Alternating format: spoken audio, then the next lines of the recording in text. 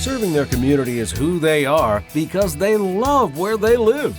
REMAX 3D Real Estate is proud to bring you Heart of Greenville, a video series dedicated to celebrating all the wonderfully great things about Greenville, Texas. On every episode, Tanisha Denny will share Greenville's story through the stories of people who call Greenville home.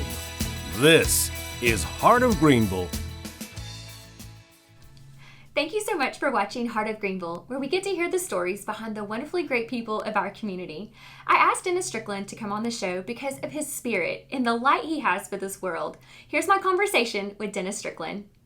Hey y'all, I'm Tanisha Denny, your host for Heart of Greenville, and today we are sitting down at the Villas with Mr. Dennis Strickland. How are you today, Dennis? I am better for seeing you. How about that? Oh, you're the sweetest.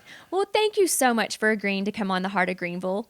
Well, thank you for asking me. Yes. I only had to twist your arm like 3 times. Well, it's a joy to be with you this morning. Well, thank you. I really enjoyed getting to see you and getting to know you at the Texan. Until the Texan, I knew your name, but I really didn't get to know your personality. And, you know, I've told you, you're kind of like the godfather at the Texan when you sit in that corner seat and you've got your panoramic view of everything going on at the Texan. I do love sitting. You're talking about the blue chairs? The blue chair, the one you said out in the beginning lobby of the poetry. cafe. Well, I get to see the whole city.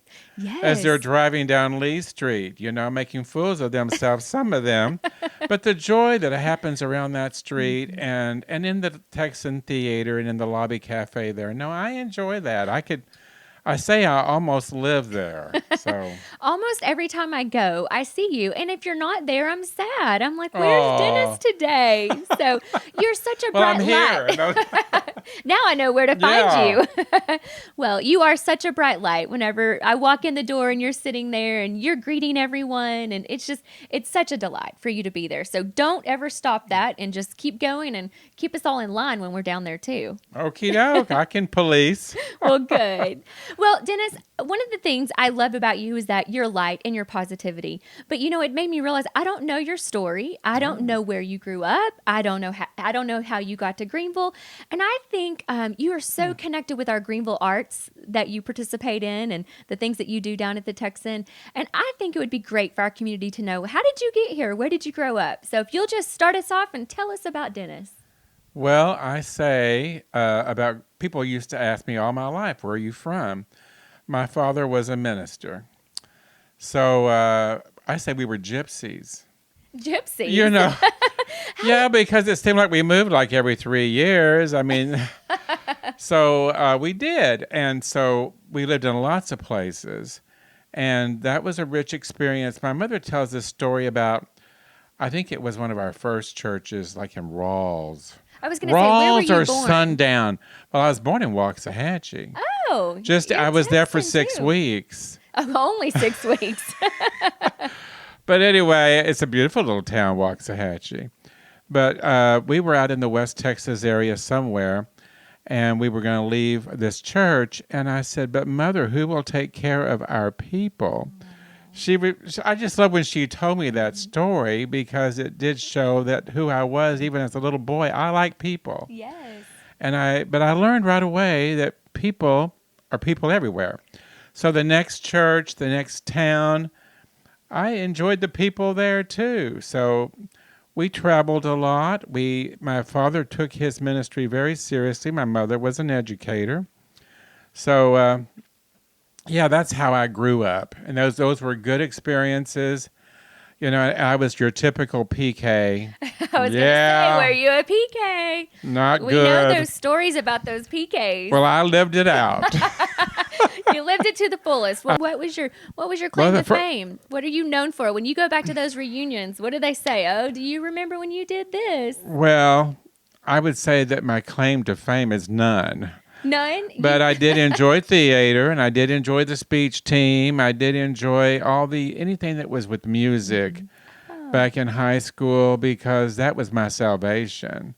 I could hardly wait to get to be an adult. Really? Really? I know. Isn't that weird? So do you ever feel like you wasted your childhood, wishing away your childhood to be an adult? I think my teen years were very rough. Okay. You know, outside of my little peer groups at church and in those artsy activities, I felt pretty alone. Really? So yeah, but it just made me survive. I mean, I just knew I wanted to be an adult. I thought adults had it made. Oh my God. How do you feel about that today? Well, enjoy your childhood. Yeah, no, and I just think it's really important for kids to be who they are. And so, don't sell out. Did you feel Be like real. you couldn't be yourself? No, I couldn't be myself. And so, you had to get by. And so that was rough. It was rough. But I have good memories, especially my church friends. I was singing a song the other day, and it brought back memories all the way back to this couple of women who were 20 years older than me at least. And we sang this gospel song, Little is Much When God is in It. Oh. And that's a good memory to remember Barbara and Emily. Oh. And so I really hung out a lot with adults growing up. I seem to have been able to attach to them. Now, did you have siblings? I had one brother, Okay. 2 years younger than me. Okay. And then my senior year in high school, maybe it was my junior year, I guess it was junior year, they came to us at Christmas, my parents, and said, well, we have a Christmas gift to share with you. Well, you know where this is going. Oh, yeah. They were going to have a baby. I thought, oh, my God, how ridiculous. I was so embarrassed by that. But they didn't have one. They had two. Twin brothers, Lauren and Leland, who are the best people in the world. Leland is deputy chief of police in Arlington. Oh, how cool is that? Lauren is in musical theater. He directs the music for a theater in Florida. Oh, wow. And so they're completely different, just like my brother and myself were. But they're just all good. Mother was proud of all four of her sons. She said that none of us ever went to jail and that we were all in public service. That's awesome. It's true. So how did you feel? You thought it was ridiculous they were having these two boys, Well, but did you embrace it? Were you? I'll tell you what happened. A doctor in town who was about their age, they also announced that they were pregnant. And that kind of thought, well, oh, thank God we're not the only ones. So, but mother got very big, and she did not leave the parsonage. I mean, I don't think for 2 months. Really? She wouldn't even go to church. Really? No, Why was she? Why? Why was she? Was she embarrassed? My mother was not. I can't say she cared about how she looked. Mm-hmm. Yeah, she did. Okay. Yeah. So she just thought she didn't look good. She didn't want to share that with everybody. Oh my! So what did your dad think about that? Here he is, the preacher, I think they and were his loving wife it. Wasn't at church. Well, it was mandatory that we had to leave the parsonage on Sunday afternoons because they were going to take a nap. So I think I understand now what the naps were about. Yeah. That worked. Explains it, doesn't it? There you go. So do you feel like still on Sunday afternoons you need to leave? No. I enjoy my Sunday funny. afternoons, but I do think about that. We had to leave the house, my brother and I. So, That's yeah. funny. That's funny. And there you were, 18 years old, and here comes two other Something gonna siblings. yeah. How funny. Well, good. Well, what did you do after high school? When you finished that, what did you do from there? After high school, I did go to a private college at first. And then my parents moved back to Texas, and they wanted me to transfer to Texas Tech, which I did not like. And that wasn't very successful. But and then I just went completely wild. That's what I did. Yeah, I had my big rebellion. Yeah, I did. How old were you when you had your rebellion? I guess this was 19 or 20. It definitely occurred in Lubbock, Texas. I was going to say, Yeah. What, is it because you were there I did not at your own free will? I did not like it. I mean, I had also there again, my father got me a job as a choir director at a Methodist church, and I loved those people. I loved doing that, and I met some good people. That was in Abernathy, Texas. But no, so I escaped that. I got a job in Amarillo, and from there I moved out to the Dallas-Fort Worth area, and I was in the hotel business, and bring it on up, I got into hotel management. And hang on, did you graduate from Tech? No way. No, okay. My college was going to come much later. Okay. I call that well, I don't want to call it a midlife crisis, but. So you took a little detour. Oh, well, yes, I had a life. I owned bars in Dallas eventually. I was a resident manager at a hotel near the airport, Love Field. Okay. And so I lived in the hotel. I had a really nice apartment. I didn't pay for anything. I didn't pay for meals. I didn't pay for dry cleaning. And of course, back then we only had, landlines. Right. And so I had no expenses. And so my whole salary I was saving up, which is kind of hard to imagine myself doing that now. That is incredible. But I had invested $5,000 into a bar. My father was so proud of this. Oh, I was going to say, how did he take that? And then he really hated it when I actually owned my first bar. And all this happened before I was 30. Really, it's pretty wild times right there in the 70s in Dallas. Was it in downtown Dallas? Where was it? It was on McKinney. Well, you're not going to believe this. The McKinney-Knox area is where I had the big bar. And which now, is like a hot spot. Yes. I didn't own the property. I was leasing that. It was a large space for $1,200 a month, I think. Wow, that's a lot. I charged a cover charge every night. Every night. No one charged a cover charge like on Monday nights. Well, I did because we had them wanting to come in there. So that's right. It was a discotheque in the 70s. Yes, you charge a cover charge. Yeah. I love that. So what was the name of it? Sassys. Oh, how fun. How did you come up with that Well, name? I had a friend, Jerry Morrison. I shouldn't mention his name. I'm sure he's gone. But anyway, he came up with the name, and I said, well, that doesn't make any sense. What does that mean? And then he described it, and I said, okay, well, I like that. What did he say? How did he describe it? It was like a young woman who was sassy and who had attitude. And so I said, okay, let's go with it. How fun. Yeah. So what did y'all do at Sassy's? What made We Sassy's danced. so sassy and fun? Oh, it was a wild spot. We need to move on past that. Oh, I feel like there's some really Well, good stories in the here, 70s, it was a very, it was a time. I would say, our generation, some of us, baby boomers, we were experimenting with everything. Mm-hmm. And I'm one of those who had, felt like I had broke loose from all that was out there, the foundations. And so, no, it was a time of experimenting. It was the sexual revolution. We had not had any of the advice about drugs. Mm-hmm. So many of my friends who I knew in that period, and by then, I was very involved with Dallas and that bar scene. Mm-hmm. And we didn't make it.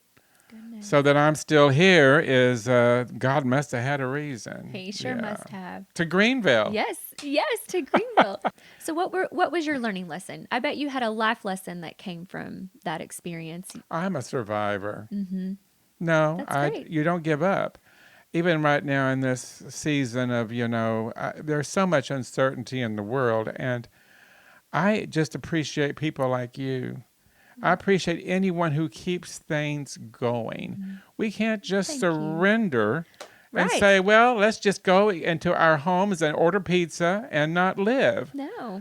I exactly. want us to live fully. Yes. And so I'm going to keep at it. I love it. The last time you and I were talking at the Texan, one of the things that you said, and this is why I said, I need Dennis on the show.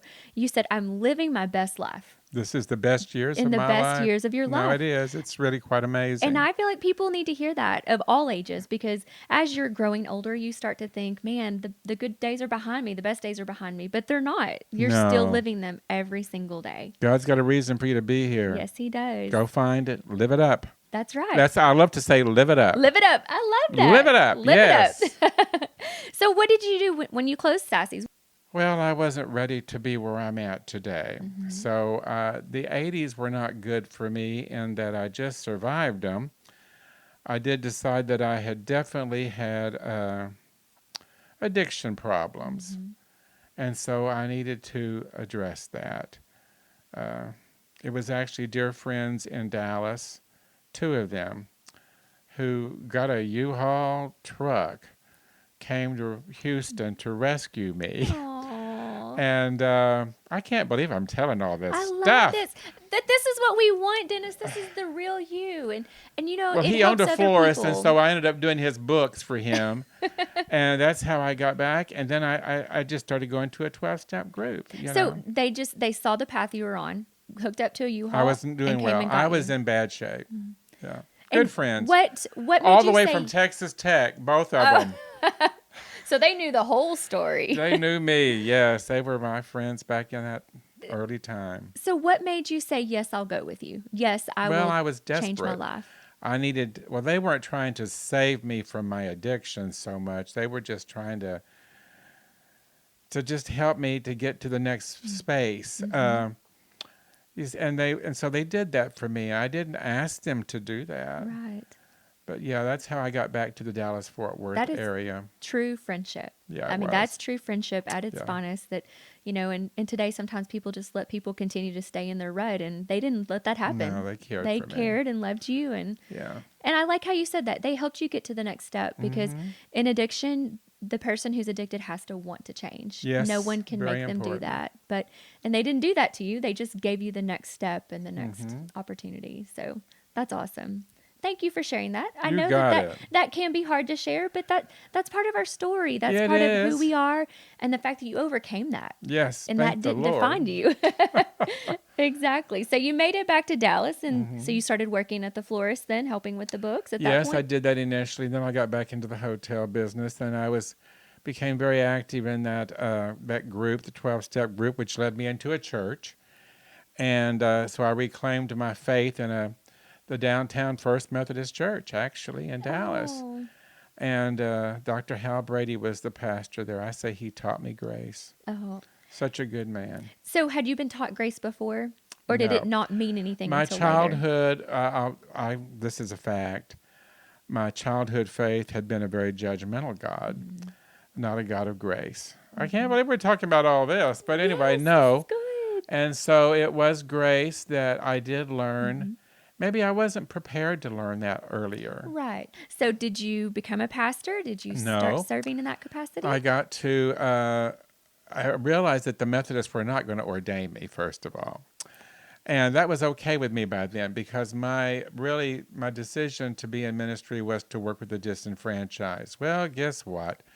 I had 2 professors in seminary who said, you need to talk to Bruce at the stew pot of the First Presbyterian Church in Dallas. So I did. He hired me without even really for me going in. So I went there as a caseworker. And I don't know if you're familiar with that. They're still there. And after 10 years there, then the city was going to open a recovery center for homeless persons called The Bridge. And I got to be in leadership there. I was the director of services. And we were a 24/7 operation with a medical clinic, behavioral health clinic. Texas workforce was on property.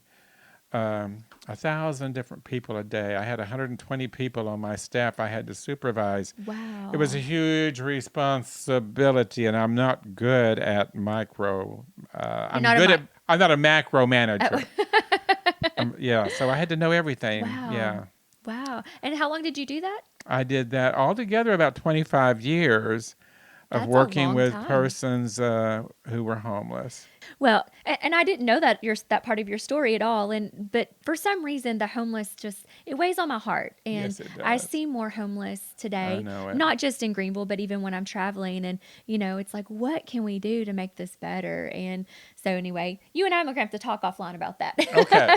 I would, that's one of those things I'd love to be able to help in that area. So when you left after 25 years, what did you do? I was going to retire, and I wanted out of the city. I've always been an urban person, but now I said I got to get out of the stress of this traffic. And I wanted to have more affordable housing and to have a place to live. And I also wanted to do music. I'd often done, music. I had part-time jobs of music in churches. I was at the church in Ferris outside of Dallas for 10 years. They hired me as their organist. They really believed I could play the organ. They must have for 10 years. They should know better, but they never did. I never convinced them that I wasn't the real thing. Well, you must have been. So I you should just take enjoyed doing that it. It was a credit. pipe organ. I had a ball. I Oh, loved it. fun. So, but I wanted to do music, and I wanted to spend my last years in music. So I was looking for a part-time job, and I had seen this ad in Leonard, Texas for the Methodist Church.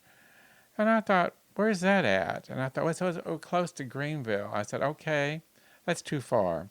But I went ahead and sent a little something, and he said, well, we'd be interested in talking with you. And I looked out on the map then, oh, my goodness. I wanted to leave Dallas. I did not want to go out 50 miles. But That's a long way from Dallas, and it's a little town. But after like another month, and everything else I was, looking for had not gone through. So I drove out to Leonard the first time. And that young preacher who looked like he was 18 to me, but he'd gone through seminary, wonderful man. Aww. I didn't even want to get out of my little car. I just called inside. I said, I'm here. I see it's an older church and there's steps. I said, I'm not even sure I can. I didn't want to. I just wanted to go. He said, let me come out there. Well, anyway, the end of that story was, of course, we fell in love with each other. We did music together in that church for about an hour. The young whippersnapper, I thought, he's amazing. In Leonard, Texas. Who drives an hour and then calls and decides not to get out of know their it. car? Well, listen, after I got to Celeste, I thought, oh, this is ridiculous. And then from Celeste to Leonard, with you seeing the cows, and I got to get out of here. Why am I even continuing to go? It's ridiculous. But I did go. That's how I'm here. So you took the position then. I did for like 16 months. Then I heard Barbara Horan speak at our Kiwanis group. Oh. And she was talking about this theater that she was building and that she was going to open. And I was just interested in her. And I thought, I got to bother that woman. I got her email address. Good luck on that. Right. I mean, she only gets like $1 million a day, I know. I can't imagine. I didn't leave her alone. And then after they did open, we had a dedication at the theater, and they were going to have church musicians come over. I was still in Leonard. I was still in Leonard. Did you move to Leonard? Let me back up. Did No, you move there? and I told him, there's no way I can live in this town. He said, well, why don't you move to McKinney?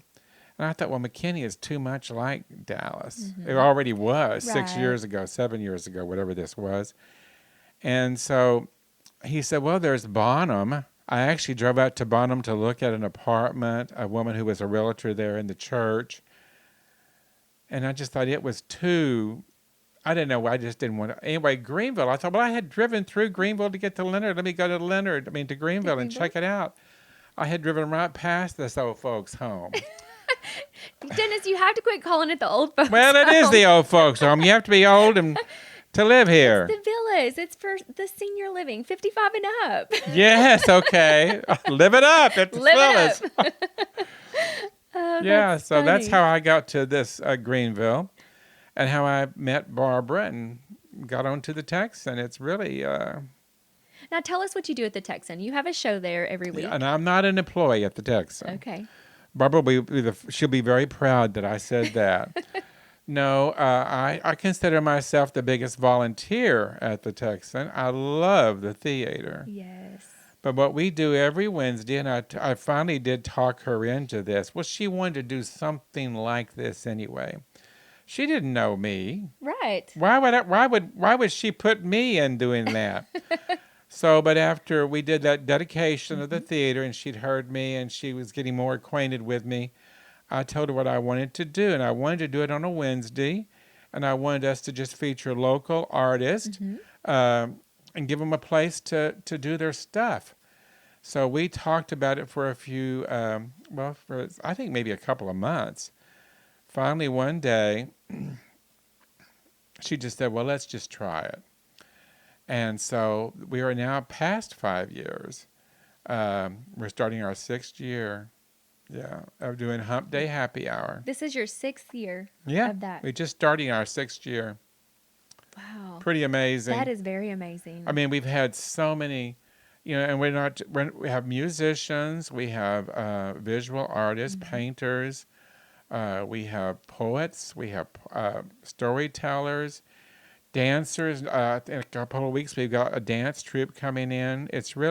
It's just been an opportunity for us to grow an arts community in Greenville. I'm very blessed by that. Yes, I really enjoyed the one I attended with Brandon Adams with the art Oh, that he brought yes. in. Isn't That he was amazing? Great. He is. The talent that we have in this community is I am just continually incredible. amazed at this, really. Yes, I know. And so I love that you give our local artists the opportunity to come and let us see what they do. Well, then thank you, Barbara. Yes, thank you, Barbara. Oh, I know. And Barbara was on the show, Heart of Greenville. Yes. She was on not that long ago. I and- saw the interview. Well, I'm so glad you watched. Thanks for watching. It's added so much to our community. It's added so much culture and just another place to go that is different. And there's just thank you. every time I leave there, it just, you leave happy and refreshed and ready We to take on call the it world. the best artsy happy hour anywhere. I believe it. Someone said that to me one day, and I said, "Oh, that's going to be it. That's it. That's down." Now, do you play that same song every I week? do the 5 o'clock song Okay. every Wednesday. No one seems to get tired of it because it's always 5 o'clock in Greenville. That's what I've been told. That's because of the Because courthouse, the right? courthouse clock always says 5 o'clock. You just go check it out. The clock facing Landon's Winery is at 5 o'clock. Mr. Every- Landon says he has credit for that. He got that to happen. Whatever. We'll give it to him. But I bet love that it says 5 o'clock. So it's always happy hour in Greenville, Texas. In Greenville, Texas. I Yeah. love that. I may have to steal that. You can do it. I love it. Well, great transition for me, Dennis. Let's talk about Greenville. Let's talk about Oh, what my. you love about Greenville. And that's what the whole show is It's about, people. too. The heart of Greenville. It's You the know, people. I don't know if it makes any difference where you're at geographically, but maybe it's just about your attitude. But I'm in a place of attitude where, I don't know, I just don't meet people I don't love. I love people. Yes. I mean, I know there's some stinkers out there. I live with some old folks here at the villas who are stinkers. I have to love them where I they're love 'em at. anyway. They're just, everyone's unique. We're all different. But the people of Greenville, and it just happens all the time. You just see this camaraderie. You see the good neighbors. You see people helping each other. Even the cause we got going on right now, the Bras for the Bras for the Cause. Well, first of all, what a unique idea.